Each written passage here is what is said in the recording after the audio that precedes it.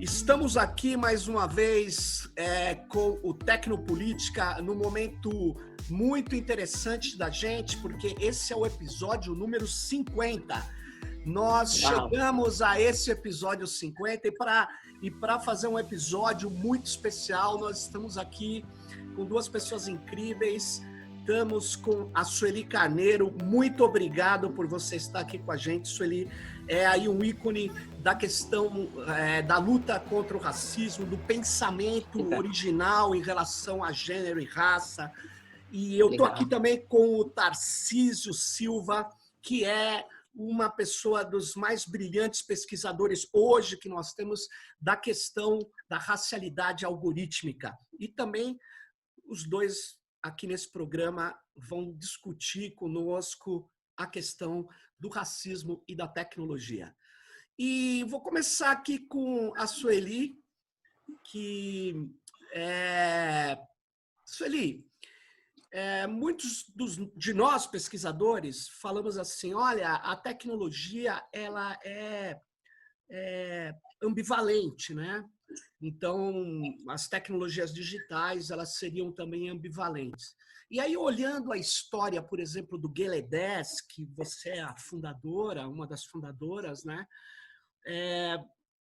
Você montou, ainda nos anos 90, ainda no século passado, acho que um portal da luta antirracista, né?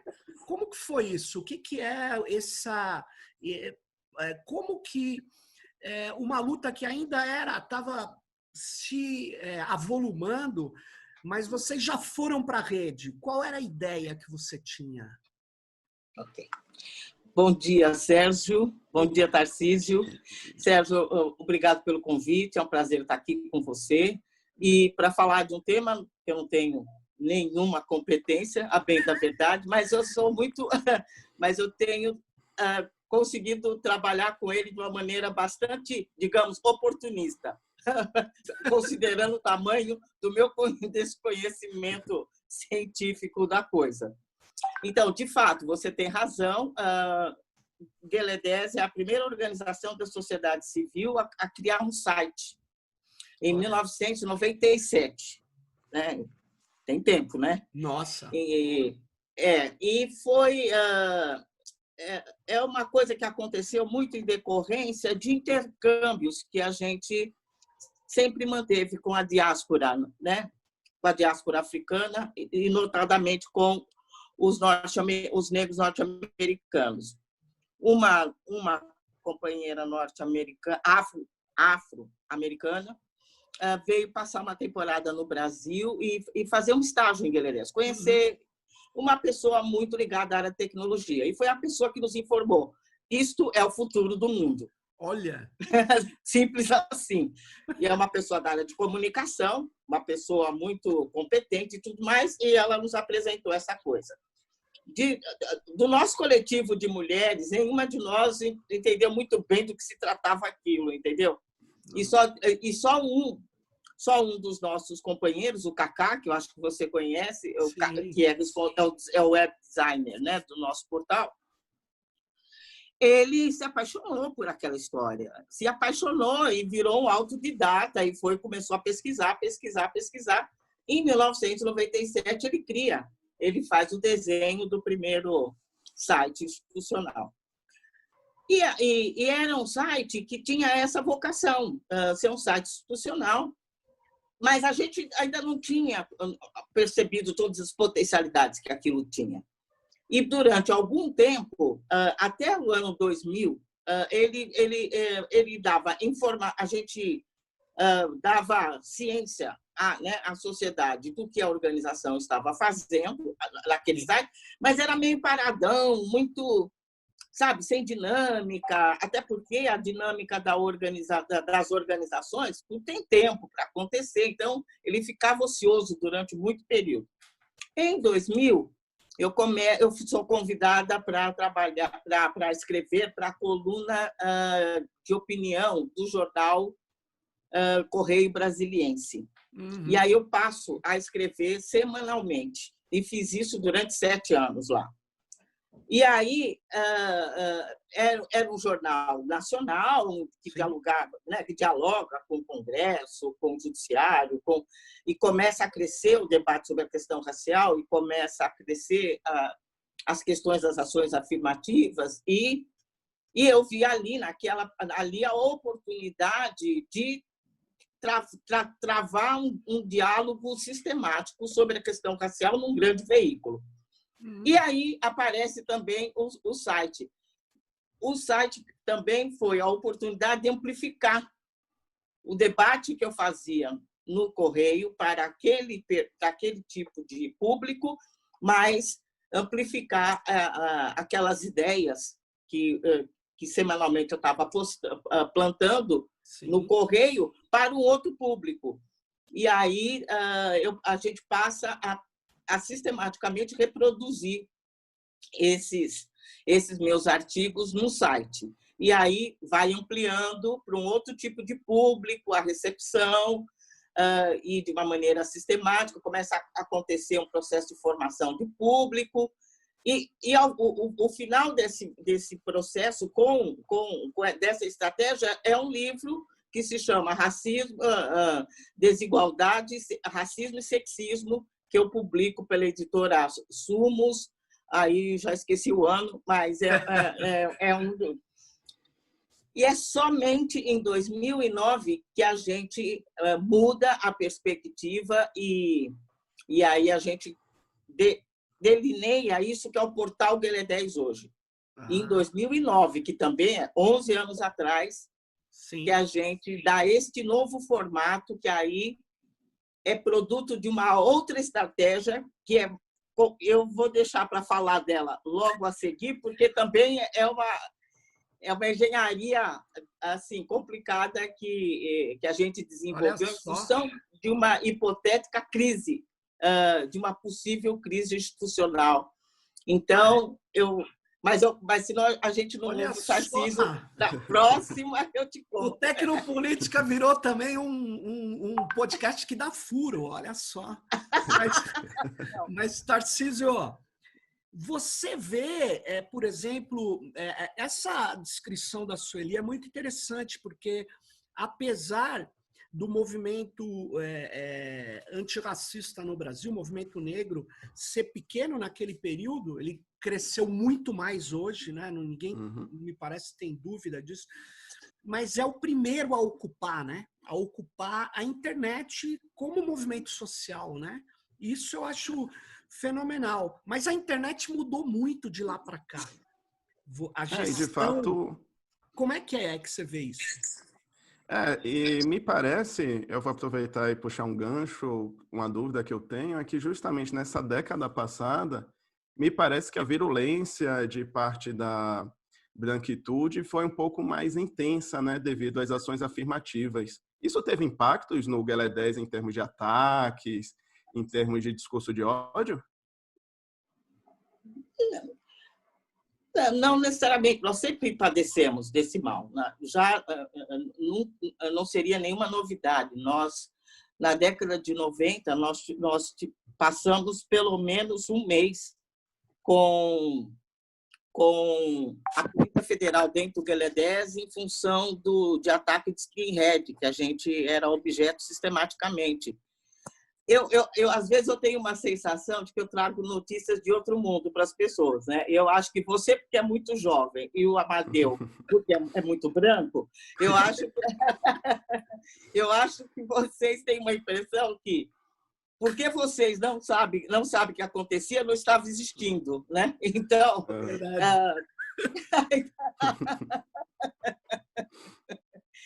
Então, é meio assim, eu tenho a sensação que, assim, na sociedade brasileira, se não deu na Globo, ainda não existe. Se não deu na Folha de São Paulo, ainda não existe. O branco, se ele ainda não sabe, também é porque não existe. E o jovem, porque como ele não tá sabendo, também não existiu. E tudo aconteceu, viu? Muito antes de vocês. Tomarem consciência ou surgirem, entendeu? Então, veja, essa experiência essa experiência é uma experiência que a gente já teve no começo da década de 90, né? De ser objeto de ataque de grupos de skinhead, não apenas nós, mas também o Centro de Tradições Nordestinas de São Paulo e a Federação Israelita de São Paulo. 3 grupos que, num determinado período, nos anos 90, sofreram simultaneamente ataques de skinhead. E isto gerou a primeira ação, a primeira política pública em torno desse tema, que foi, primeiro, uma articulação entre essas 3 entidades para enfrentamento do racismo, a realização de um show extraordinário com componentes, né, com artistas das 3 comunidades e, sobretudo, a criação da primeira delegacia de crimes raciais do país. Olha, muito... Então, veja, as coisas têm história, apesar de não chegar em certos segmentos. Olha aí, ó, passeando de barco em cima, hein? E aí é o seguinte, Tarcísio e Sueli, antes da gente começar aqui, já que você trouxe a história, né? Vamos lá. A gente, antes de ligar aqui a gravação, a gente estava falando tecnologia, aí você falou assim, a ciência há muito tempo é utilizada como um instrumento racista. Queria que você falasse um pouco disso que a gente estava conversando antes. Porque as pessoas têm uma visão hoje que a ciência é neutra. Infelizmente, é muito difícil de superar isso.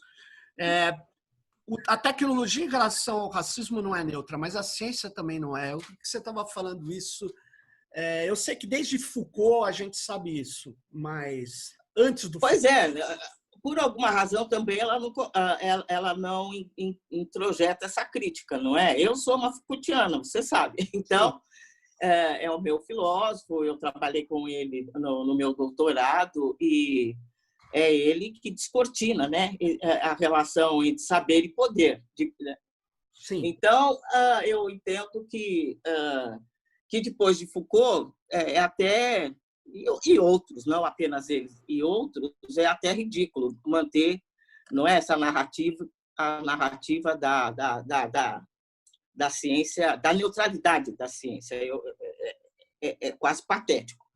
E só se justifica, e não é por nenhum tipo de ignorância, naturalmente, né? Só se justifica porque é uma narrativa que atende a dimensões essenciais do poder, né? Porque justifica muitas coisas, né? Justifica muitas coisas.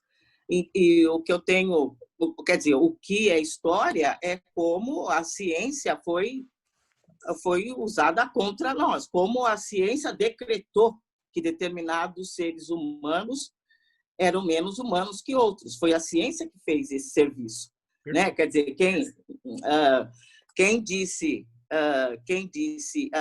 o racismo nunca foi assunto de gente ignorante. Muito pelo contrário. Olha.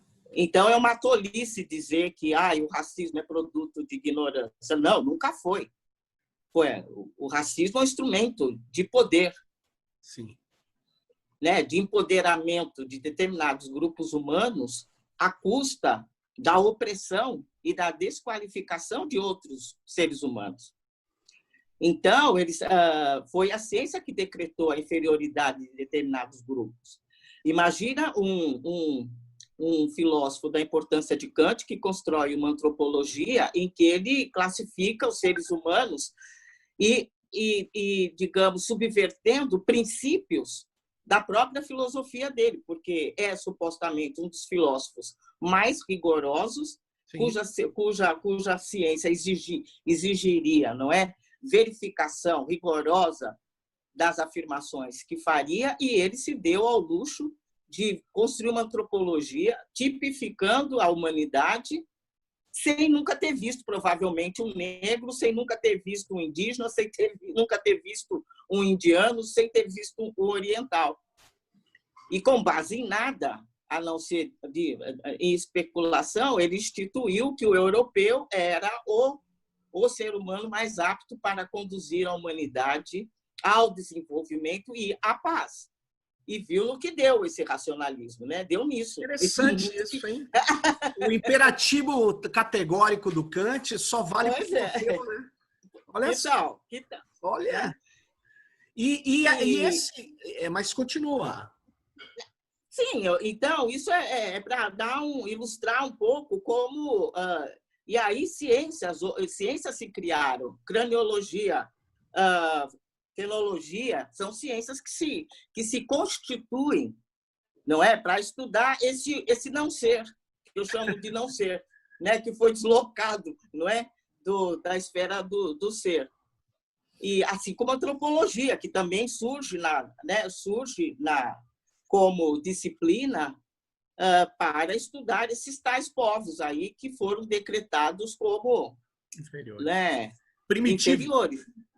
Exatamente. Então, a ciência sempre teve a serviço disso, de afirmar, reafirmar, legitimar uma superioridade Olha só. do ocidental europeu, né? Então,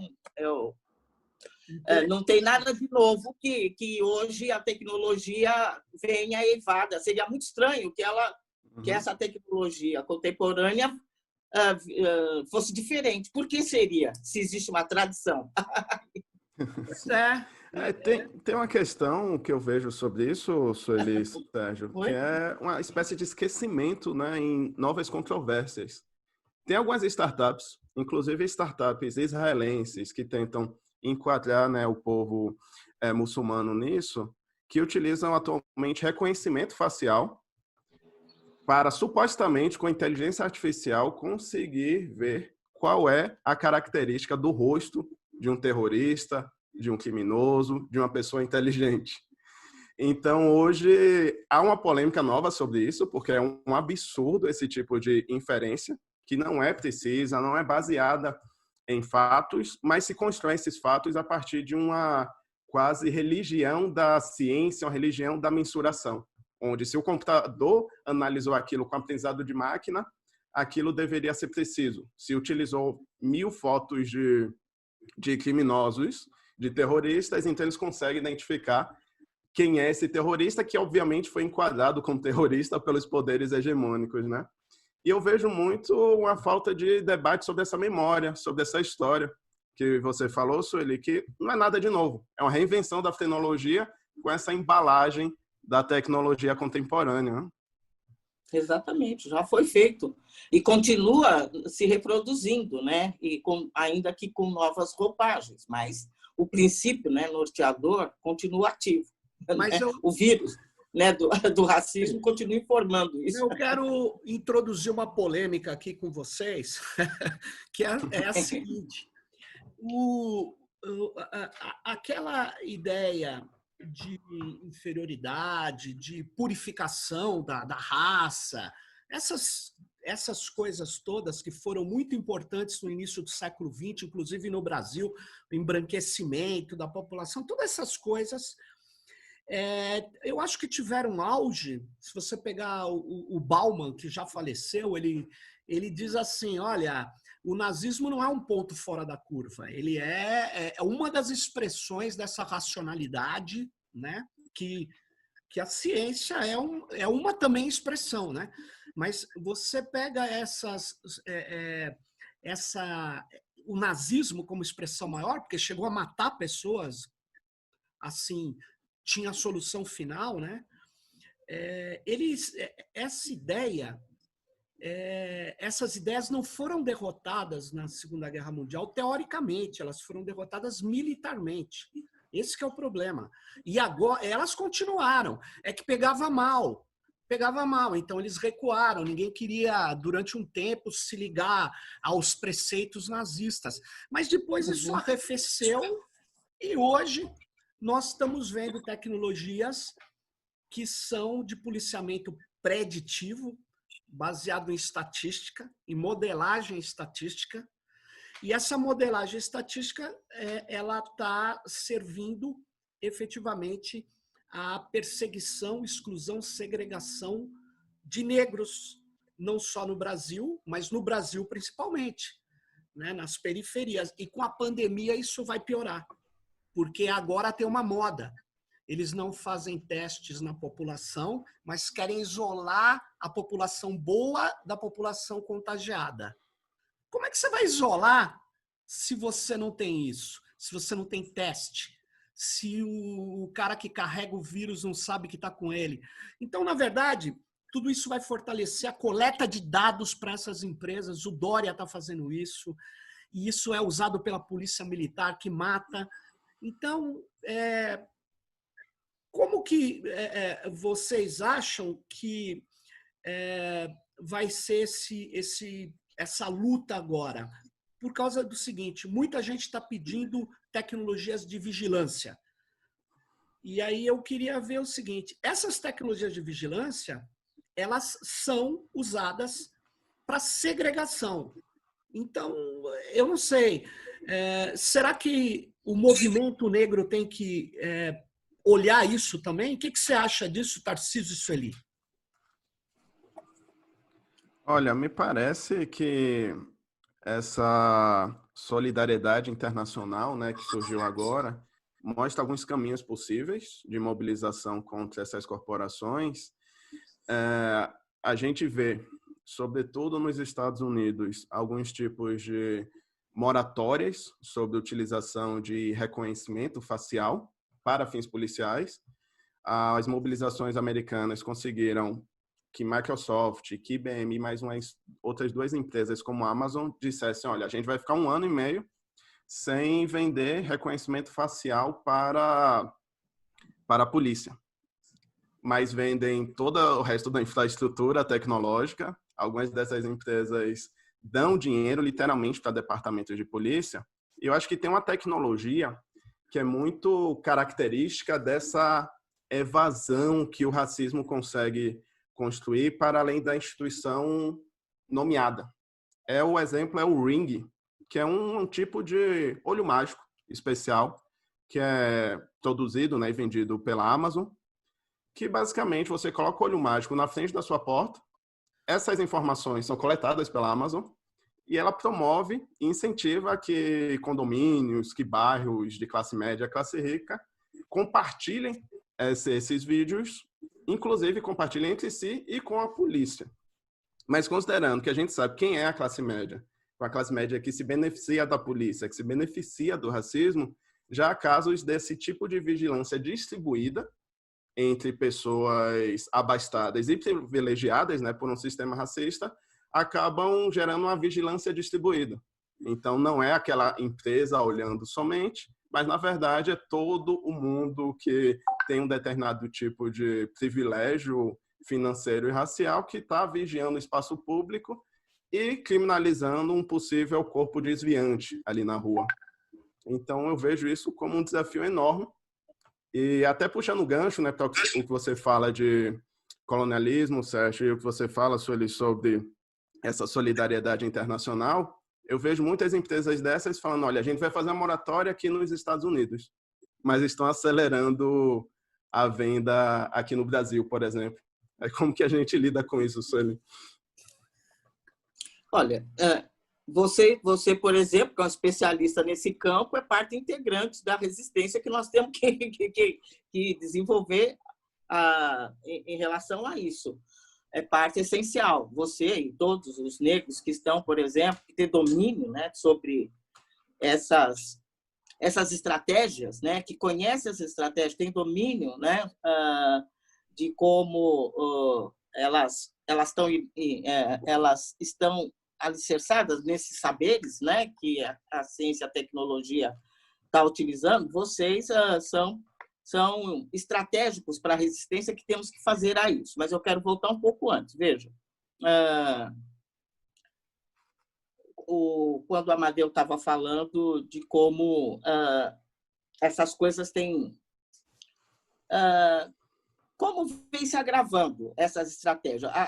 Sempre lembrando que elas não são novas. Eu vou voltar lá atrás, dizer, falando junto com a Hannah Arendt, que eu acho que ela demarca muito bem num livro que eu gosto muito, que é As Origens do Totalitarismo. Uhum. Ela demarca muito bem que a guerra das raças sempre prevaleceu na história da humanidade por mais tempo e com efeitos mais duradouros. Ao contrário do que supõe a tradição marxista, né? Que Sim. que atribui à contradição de classe o privilégio de transformação da história do mundo. Diz a Hannah que essa questão de raça sempre foi mais persistente e mais deletéria na história do que... E ela vai muito para trás e vai para além da Segunda Guerra Mundial, inclusive. Então,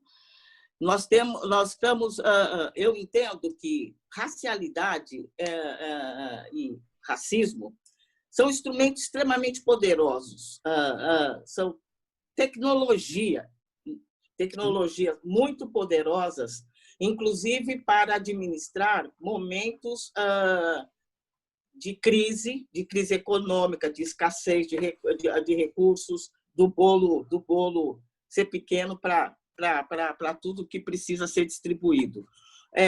O racismo é a tecnologia que permite a escolha sobre quem vai viver e quem vai morrer, e aí nós entramos numa biopolítica, que é o biopoder do Foucault, não é? É o racismo que diz quem vai ocupar o topo, né? Ele é uma tecnologia que te dá a condição de determinar quem é que vai ficar no topo, quem vai para a base, quem vai ser o grupo que vai ser salvo numa pandemia e o que vai ficar exposto. E nós estamos assistindo isso. É para isso que racismo serve, e sempre serviu para isso. Né? Uma tecnologia de poder. Então, ele se espraia em todas as dimensões da experiência, né? Da experiência humana. Ele se espraia, ele está presente, se é estrutural, ele vai estar na tecnologia, como ele está em todos os campos. Está na saúde, está na educação, está no mercado de trabalho, e está no âmbito da tecnologia. Essa história, o panoptismo, por exemplo, né, que é essa experiência de vigilância e observação permanente, os negros vivem sobre esse paradigma desde sempre. Em 1889 surge a primeira lei de repressão e surge eu não tenho certeza da data, mas é por aí, que surge a polícia militar com a missão de controlar e reprimir o quê? A massa ex-escrava. Junto com a abolição, surgem também as primeiras formas de controle e repressão, né, da população preta, ex-escrava. Então, e a experiência de vigilância permanente, basta ser um menino negro, andar no meio da rua, numa rua de residência de gente de classe média negra, para ser abordado e correr riscos que nós sabemos quais. Sim. Então, nada disso são experiências novas. Elas vão se sofisticando, elas vão se agravando, mas o que é importante? Nós sempre resistimos. É disso que se trata. Claro. Nós sempre resistimos. Uhum.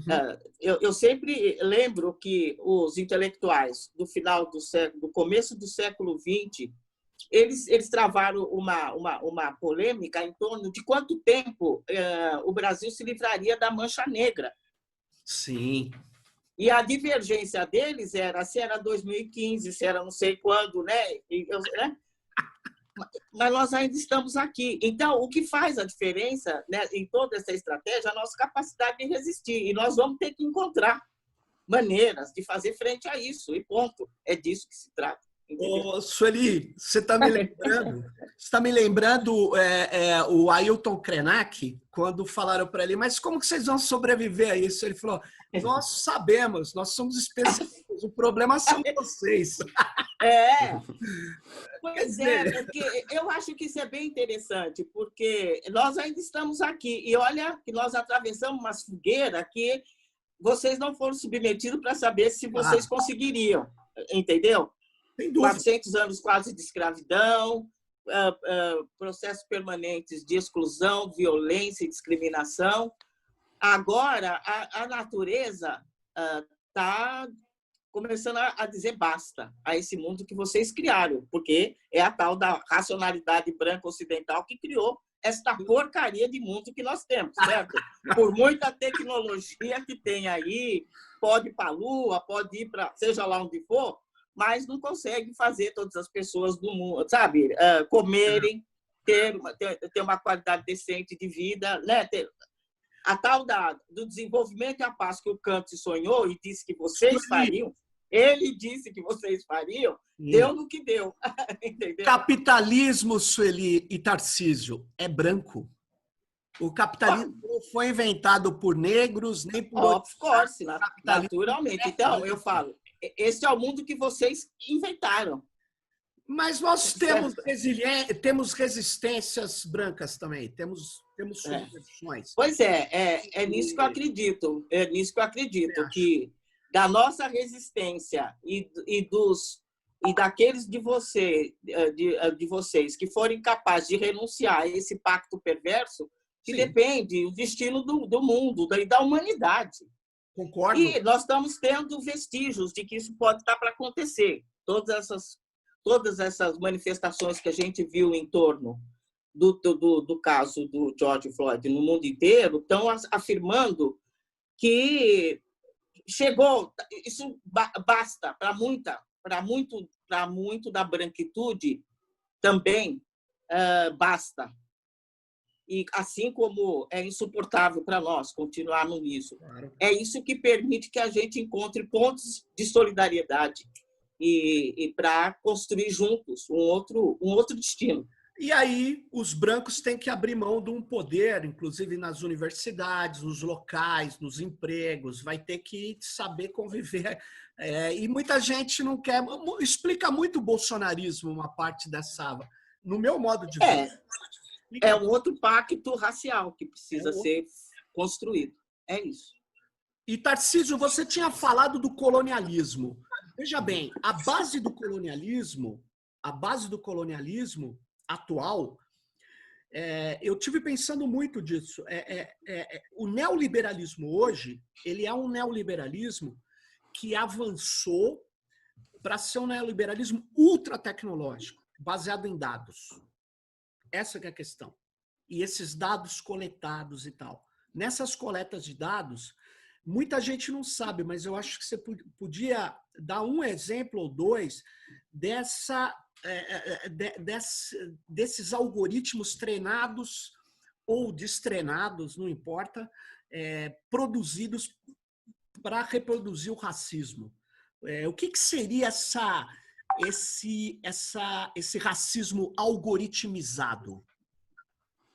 Eu acho que, até voltando um pouco, né, no que você comentou sobre o Krenak e sobre essa ideia de recursos e de progresso, que é uma ideia muito, muito branca, triangulando, né, com o que a Sueli mencionou, tem algo que eu tenho revisado bastante agora em termos da história, que é a noção de vadiagem. No século XIX, a ideia de vadiagem começou a ser construída, né, ideologicamente como um recurso de controle racial e controle cultural. Então, as pessoas que não trabalhavam, mas que tinham pessoas escravizadas, né, em seus locais de trabalho, em suas fazendas, inventaram a ideia de vadiagem. Então, a cultura musical dos negros escravizados na época era vadiagem. O corpo negro andando pela rua, pelo espaço urbano, que era visto como branco, era vadiagem. Não é à toa que essa ideia esse estereótipo sobre a Bahia vem muito disso. Alguns historiadores, né, que fizeram esse resgate, eu acho que se aproxima muito do que o Krenak menciona, né, de já ter enfrentado fins do mundo e que, na verdade, esse excesso de consumo é um excesso extrativo, é um excesso que destrói a natureza, que destrói o próprio ser humano. Então, quando a gente pensa que o poder hegemônico chamou de vadiagem, manifestações culturais, de construção de afeto e de construção de valor afetivo e valor cultural, que não era aquele trabalho extrativo de mineração, de venda, de produção para enriquecer colônias, a gente precisa pensar nessa chave da vadiagem E aí eu faço um gancho, apesar de não conhecer tanto Foucault quanto vocês, do que Foucault fala sobre o controle do tempo e os cartões de ponto, como a ordenação, né, do tempo, a ordenação das pessoas. Eu acho que tem um gancho aí muito interessante que mostra como essas práticas se transformam, né, ao longo do tempo, muito ligadas ao controle racial também, né? O controle... Mas eu só queria não esquecer que a vadiagem, ela incide sobre que a criminalização, né, das práticas culturais sob a rubrica de vadiagem, esse conceito ele se estende diz respeito sobretudo ao escravo,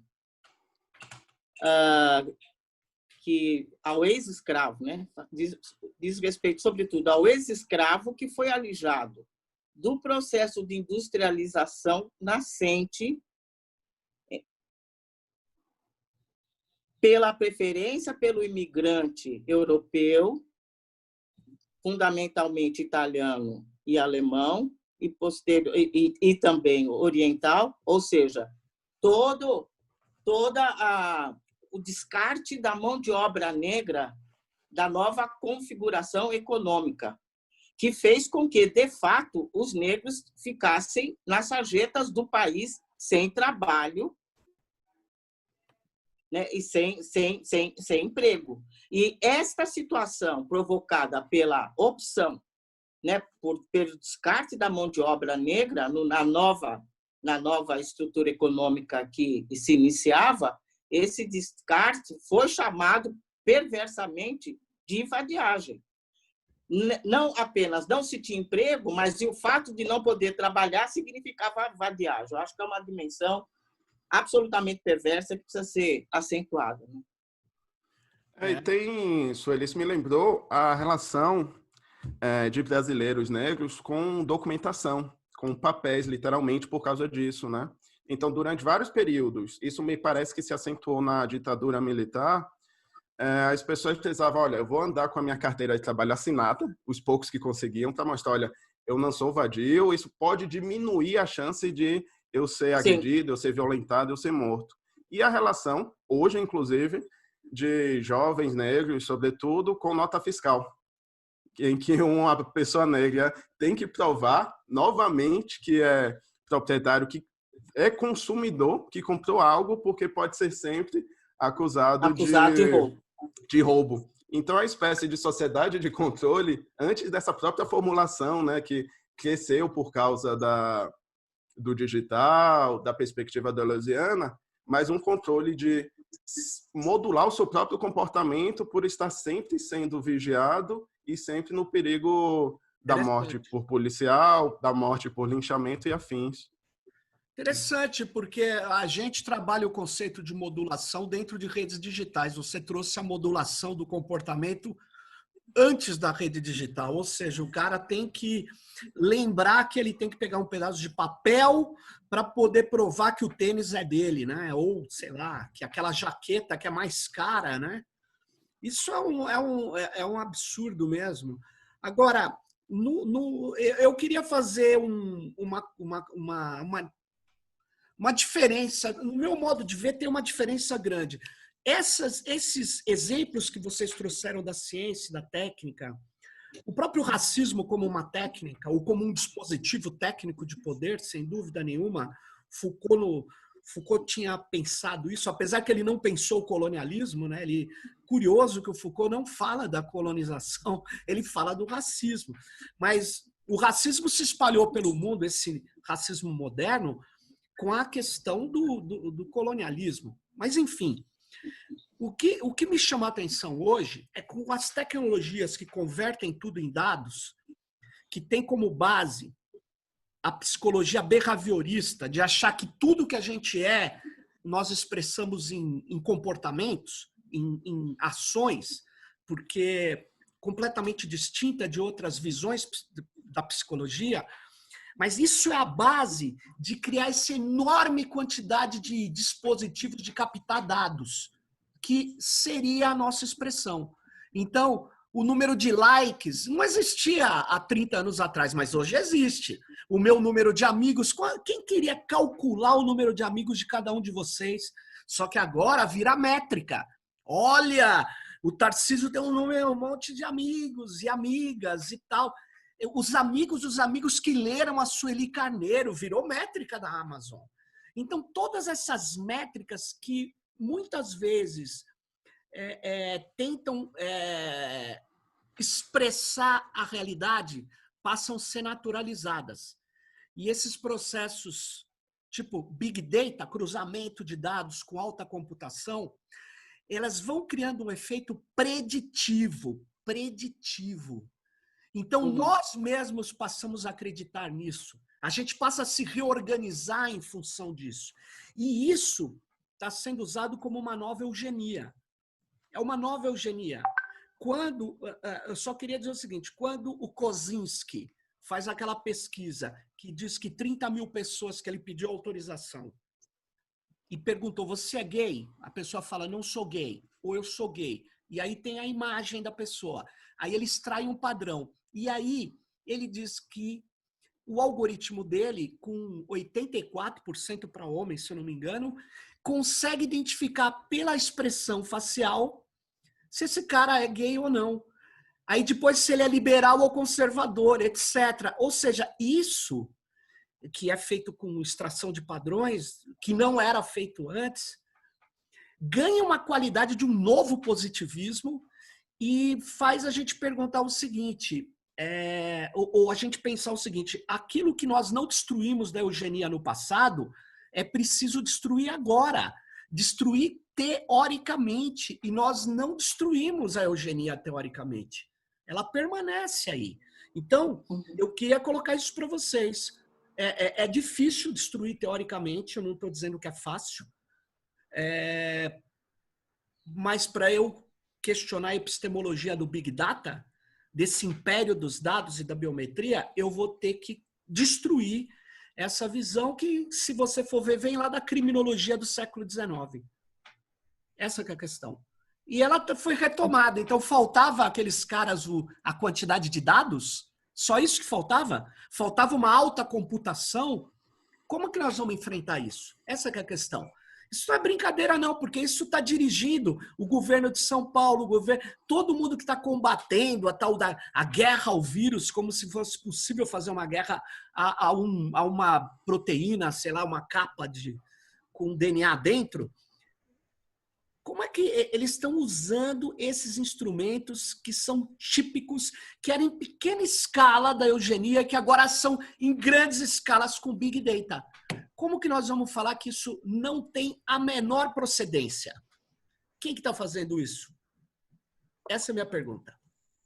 Quem que está enfrentando epistemologicamente o Big Data? A José Van Dijk, holandesa. Quem mais? A Paola Ricardo. Eu tenho ouvido... Quem sou eu para responder a isso? Eu não sou absolutamente especialista nesse tema, mas o que eu tenho ouvido aí, eu tenho estado em contato com algumas pessoas negras que estão nesse embate, né? Com essa dimensão aí do conhecimento, com essa coisa da tecnologia, os algoritmos. Eu sei que tem gente negra produzindo, e o Tarcísio deve ser um deles. Recentemente tem aquela empresa Talkwork, que vem fazendo experiências muito exemplares de inclusão racial, que vem dando visibilidade a teóricos norte-americanos, sobretudo, e brasileiros que estão pesquisando todas essas histórias aí de algoritmo, disso, aquilo, outro. Quem sou eu para saber disso? Eu sei que tem gente nossa, é evidente que é menos, mas já tem uma massa crítica nossa trabalhando em cima disso. Inclusive, tem livros aí que eu posso até te mandar, porque eu sei, eu tenho os títulos que eu posso até te mandar de gente que está produzindo nesse campo. Então, existe massa crítica nossa nesse enfrentamento. Não acho que temos correlação de forças para conter esse avanço dessa coisa. Mas, reitero, continuamos em resistência, e não apenas nós. Sim. Todos que são ameaçados por isso, porque não é apenas o controle racial, a eugenia, é a privacidade de cada ser humano, né, que está sob ameaça. Mas o que eu acho, quando emergiu essa coisa da internet com a força que emergiu e tudo mais, é evidente que veio junto do pacote todas essas possibilidades de controle e comercialização, né, dos dados das pessoas, da manipulação, recentemente eu li alguma coisa, acho que é um filósofo chamado Han, que eu acho que diz que o poder hoje está na mão de quem tem o Big Data, não é isso? Sabe? O dono do poder é onde estiver isso aí. Ok, é o novo desafio do momento. Mas o que eu identifiquei logo na emergência dessa coisa, quando chegou para nós, nós pertencíamos àquele agrupamento dos sem mídia nenhuma, né? A internet nos permitiu organizar alguma forma de comunicação, né, mais ampla. Nós saímos, a internet, com toda a sua contradição, o supremacista está lá, né, o eugenista está lá, tá todo mundo lá e com vantagem em relação a nós. Mas a gente não tinha sequer a possibilidade de fazer esse enfrentamento. E isso se tornou possível. Nos últimos 11 anos, que é quando, voltando o formato atual do portal Guelé 10, né, foi lançado, não existia essa presença massiva, por exemplo, que é quase massiva para nós, de gente negra na internet. Desde então, desde 2009 para cá, proliferaram os sites negros, proliferaram a presença negra nos youtubers, os influencers negros emergiram, o feminismo negro foi absolutamente redimensionado, popularizado. Então, também, em menor escala, com muita dificuldade, mas também algum tipo de empoderamento tem sido possível. Hoje, nós, em determinados momentos, tem sido possível pautar a grande mídia, que sempre foi omissa, porque foi a presença negra na internet que tem mudado a postura editorial dos veículos hegemônicos. Eles não descobriram, de repente, que existe um problema racial. Eles descobriram que a questão racial ela mobiliza milhões de pessoas nesse país, que ela dá todos esses likes aí na internet, que ela produz, né, ela impacta a opinião pública por outros meios. Isso fez com que a blogosfera progressista começasse a incorporar o tema racial. Os blogs progressistas, por exemplo, cada um arrumou seu pretinho de plantão, entendeu? Para poder, entendeu? Para entrar no debate.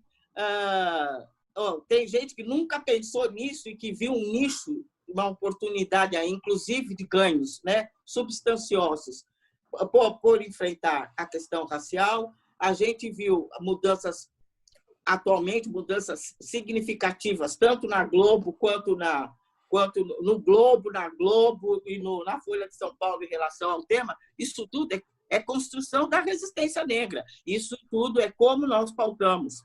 Nós, coletivamente, pautamos o tema através da internet, como seres, né, sem mídia nenhuma, não é? E que impactamos a internet o suficiente para mostrar o potencial que esse tema tinha na sociedade e mudou editorialmente essas grandes, a imprensa, a mídia hegemônica, né, eu acho. Olha só, hein?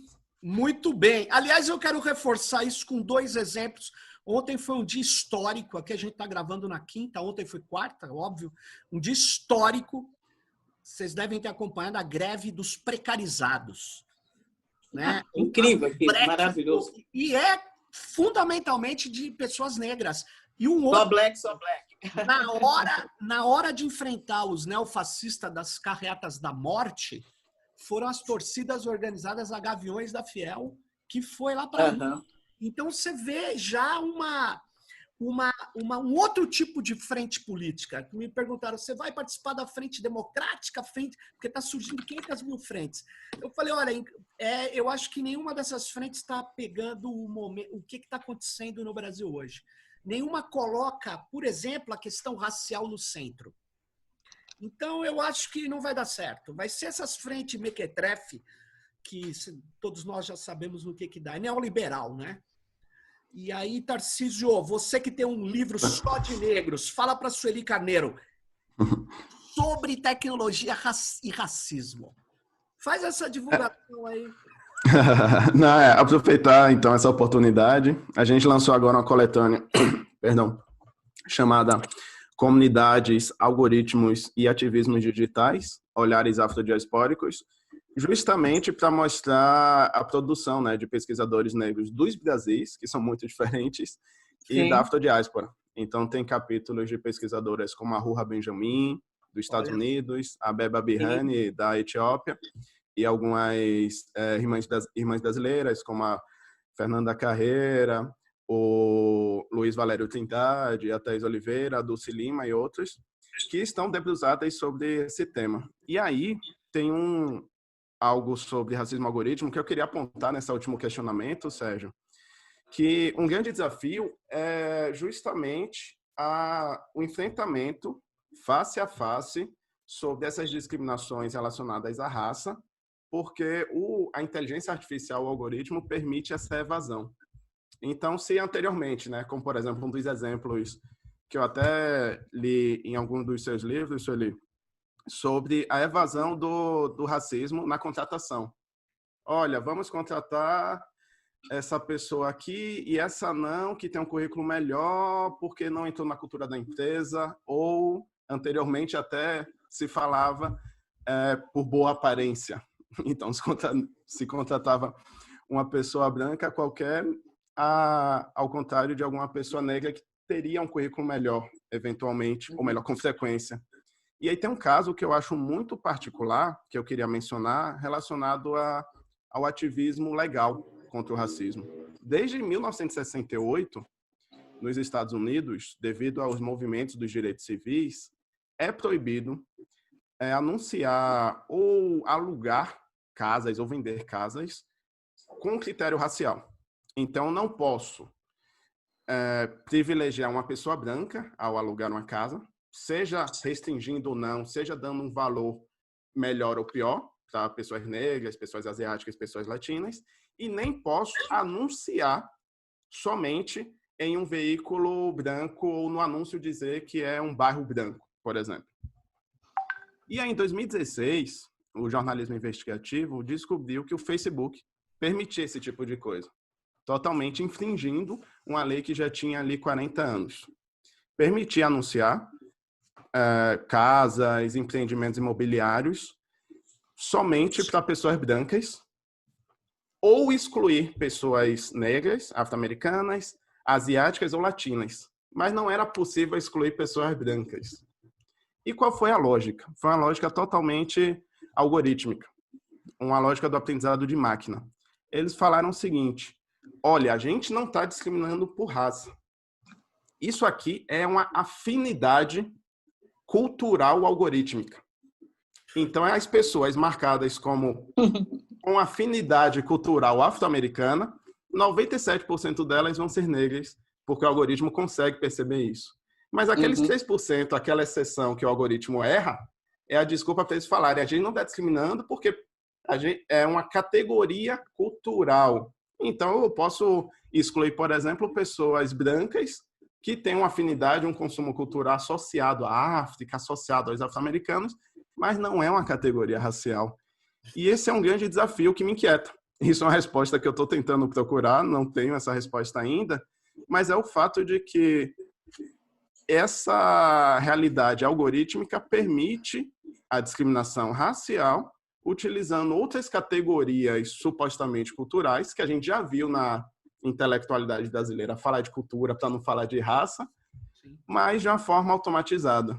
Instrumentos clássicos como estabelecer leis, para isso existe essa lei, não abarcam. Então, isso é uma pergunta até, se vocês quiserem comentar, que eu não tenho essa resposta ainda, como a gente vai enfrentar isso. Eu acho terrível. Eu acho que o problema não são os dados que os algoritmos extraem de nós. O problema são os cruzamentos e projeções que eles fazem. E esse que é o problema. Não, e a instrumentalização deles a partir de determinadas ideologias. Nós temos um mundo hoje em que o neofascismo está em ascensão. Alguma dúvida sobre isso? Ou nós derrotamos de novo o neofascismo, ou nós vamos estar sujeitos a toda forma de arbítrio e violência, né, que ele traz consigo inerentemente. Né? É uma ideologia que já quase destruiu o mundo, né? Na metade do século passado, e tem potencial para fazer novamente. Esse é o inimigo. Esse é o inimigo a ser combatido essencialmente nesse momento. Impedir a ascensão dessa ideologia no Brasil e no mundo. Por exemplo, Sueli, nessas eleições municipais, nós temos que colocar na pauta que os municípios têm que ter coletivos de defesa de direitos digitais. E com a presença de negros, com a presença, ou metade, não sei. Porque senão você fala, a gente primeiro cria o coletivo, depois a gente vê. E você sabe que não funciona assim. Então, nós temos que fazer e esses coletivos têm que começar a denunciar no plano local, regional, nacional, porque isso é uma luta que precisa envolver muita gente, porque a gestão algorítmica das plataformas, a gestão automatizada, ela é obscura. Ela não permite que... precisa de muita gente olhando, porque nós não vamos ter a mesma condição do Zuckerberg, do Jeff Bezos, desses mega playboys do Vale do Silício, nós não temos. Então, nós precisamos de muitos olhares do nosso lado. Então, eu acho que a gente tem que pôr essa questão assim, numa dessas... Bom, vocês têm que nos ajudar, vocês dessa área têm que nos ajudar a construir um argumento qualificado para que possamos pautar esse tema para as candidaturas, né? Não apenas negras, inclusive, mas para as candidaturas. Né? Sem dúvida. Progressista, né? Pelo menos. Exatamente. Né? A gente está chegando ao final aqui desse técnico política, a gente podia ficar conversando mais, porque eu tenho, independente de chegar ao final, eu preciso fazer uma pergunta gravada para a Sueli. Se você quiser responder, né, Sueli? Se for relevante, para mim é relevante porque é teórico. Eu vou aproveitar e vou fazer uma pergunta aqui antes que acabe o programa, o episódio. A questão do hibridismo e da Donna Haraway. O que você acha disso? Se você já leu, na verdade, porque não sei se você tem contato com o Manifesto Ciborgue, esse pessoal. Não. Não. Tarcísio. Estou completamente cego nisso. Tarcísio, você teve contato com a Donna Haraway? O que você acha dela? Se teve contato. Através. O meu contato com a Donna Haraway foi somente através da interlocução dela com a Ursula Le Guin, que é até um ensaio que acho que vai um pouco ao que a gente falou, né, do KENAC, das epistemologias negras, que a Donna Haraway foi uma divulgadora de um ensaio. Ela fez um prefácio de uma edição nova agora, que é um ensaio da Ursula Le Guin sobre tecnologia feminista, onde ela fala sobre como a sacola é uma tecnologia muito importante na nossa história, porque uma sacola você guarda coisas, você compartilha coisas, você leva coisas na pré-história, né, para guardar e consumir no dia seguinte e otimizar o tempo. É uma tecnologia afetiva.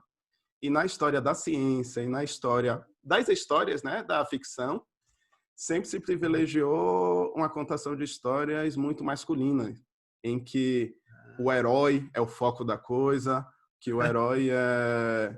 Você pensa a história como uma lança. você tem um conflito e vai resolver o conflito, sendo que a realidade não é assim, né?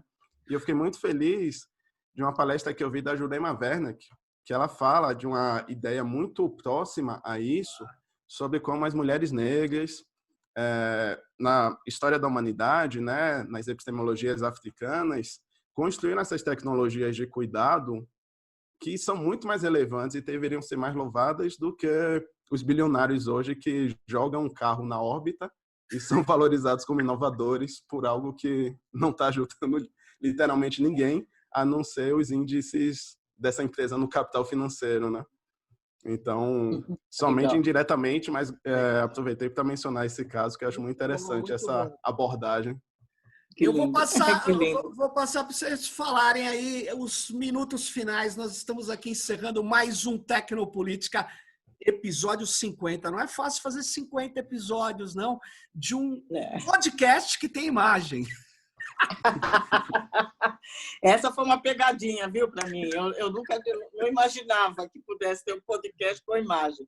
Mas, certo, foi um prazer, foi uma delícia, foi um bate-papo gostoso. Eu vou ficar devendo contar a história da nova versão do Portal Guelé 10 dentro de uma estratégia de reposicionamento institucional, que eu acho que é uma coisa que pode ser útil para outras organizações, sobretudo de mulheres negras. Que bom você estar pautando esse tema. Perdoe a minha ignorância teórica, né, sobre esse universo, né, aí da tecnologia, mas eu estou decidida a continuar instrumentalizando, entendeu? O que me é possível compreender desse universo na luta dos movimentos sociais, em especial na luta pela emancipação das mulheres negras. Obrigado. Valeu, Sueli. Tarcísio, seu minuto final. Bom, queria agradecer a oportunidade, né, de participar desse podcast e videocast, que eu acredito que é tão relevante, sobretudo com duas pessoas que estão pavimentando o caminho, transformando a sociedade em duas questões que eu vejo como essenciais, né, na contemporaneidade para o nosso futuro, a questão tecnológica, a questão racial e da igualdade. E aproveitar para lembrar, né, que estamos chegando aí no 50º, né, episódio Tecnopolítica, então tem bastante coisa aí para discutir, para debater sobre capital e tecnologia, raça e tecnologia, mulheres e tecnologia. É muito importante a gente se engajar com essa temática. Legal, obrigado a você, Sueli, obrigado a você, Tarcísio, e não perca o próximo Tecnopolítica. Vou desligar e vou fechar tudo, pessoal. Tchau. Tchau, Tarcísio, prazer. Tchau, Sueli, prazer.